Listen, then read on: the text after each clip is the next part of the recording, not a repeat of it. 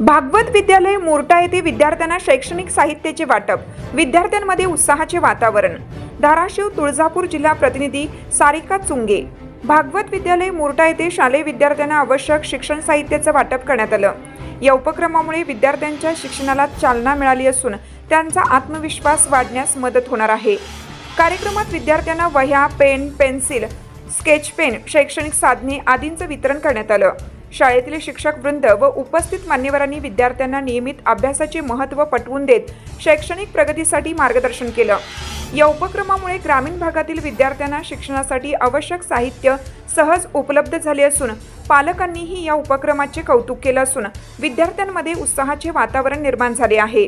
भविष्यातही अशा उपयुक्त उपक्रमाचे आयोजन करण्याचा संकल्प व्यक्त करण्यात येणार असल्याचं मत व्यक्त करण्यात आलं। या कार्यक्रमासाठी सुभाष जाधव, नागनाथ गुंडे, विष्णू मोरे, गोरख चुंगे, मधुकर कदम यांचे मोठे सहकारी लाभले। या कार्यक्रमासाठी शाळेतील सर्व विद्यार्थी, पालक व नागरिक मोठ्या संख्येने उपस्थित होते।